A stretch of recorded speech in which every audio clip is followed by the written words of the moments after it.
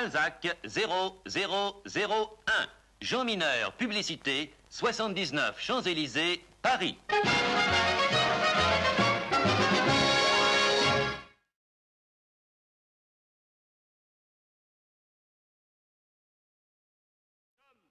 Les femmes, les jeunes, les vieux, les mères, tous et toutes acclament le nom de Staline, synonyme de vaillance et de bonté, d'amour et de paix. Le serment de tout un peuple qui se souvient et qui crie « Vive Staline !» Gloire et longue vie aux chefs du prolétariat international, aux dirigeants de la révolution socialiste, aux libérateurs des peuples, aux premiers des combattants de la liberté et de la paix. Oui, de tout notre cœur, nous proclamons notre amour ardent pour Staline et nous l'assurons de notre confiance inébranlable. Vive à jamais!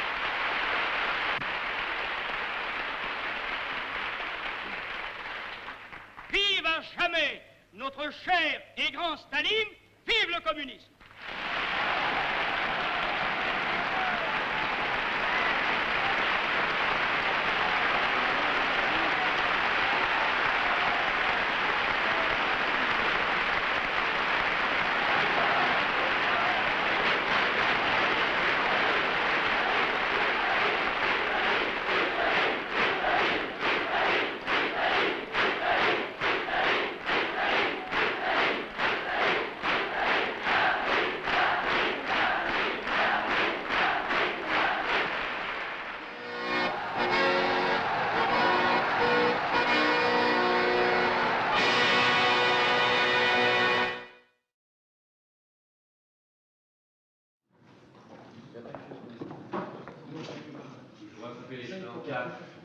Le film qui se tourne là sous vos yeux aura peut-être sa place dans l'histoire du cinéma. Il a déjà sa place dans l'histoire de notre temps. C'est la première fois qu'un survivant des grands procès politiques de l'ère stalinienne, ayant écrit son témoignage dans un livre, voit ce témoignage revivre et s'incarner dans un film. Parmi l'équipe de Z, Yves Montand, l'acteur, et Georges Semprún, le scénariste, Raoul Coutard, l'opérateur, et le réalisateur Costa Gavras, voici Arthur London, ancien vice-ministre des Affaires étrangères de Tchécoslovaquie, combattant de la guerre d'Espagne et de la résistance en France, arrêté et condamné en 1952 au cours du procès Slansky, auteur d'un livre terrible que tout homme de ce temps doit avoir lu et médité, L'aveu.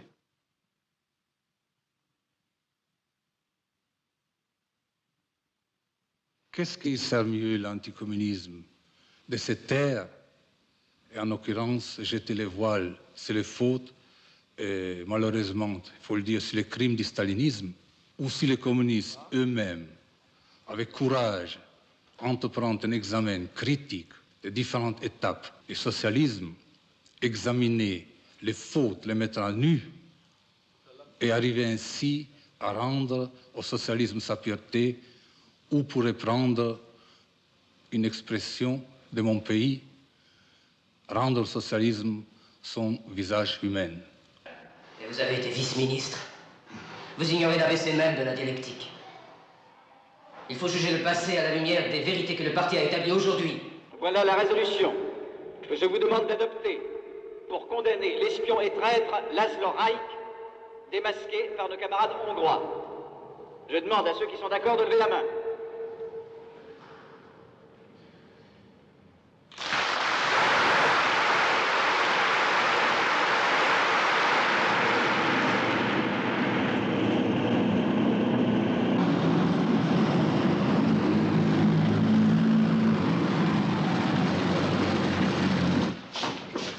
Perquisition.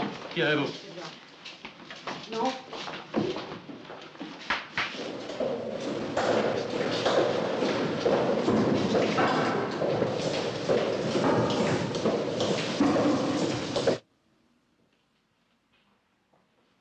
Le procès aura lieu au mois d'août. J'ai 5 mois pour vous faire avouer. Vous êtes ici pour avouer vos crimes. Vous devez tout avouer. Vous n'êtes pas le comité central. Non, nous sommes au-dessus du comité central. Annoncez votre numéro d'articule.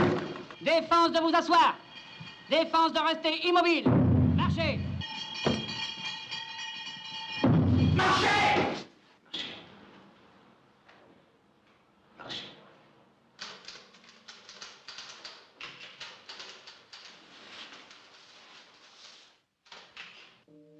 Nous sommes dans un bureau de 4 mètres sur 5. Il y a une armoire grise avec des tiroirs à coulisses.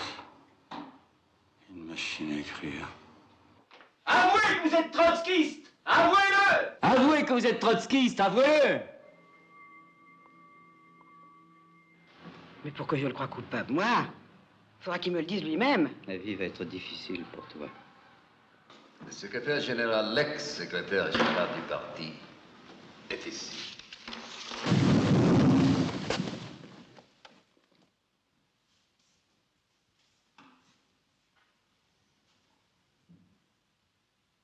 Trois simples bancs fléchissent sous le poids des crimes qu'ont commis ces vampires de la trahison. Il faudrait que tous les citoyens puissent voir leur chef. Son immense édifice de crime l'a enseveli sous son poids. C'est un homme mort. Au chien, une mort de chien. Et vous êtes toujours communiste? C'est maintenant qu'on peut être communiste.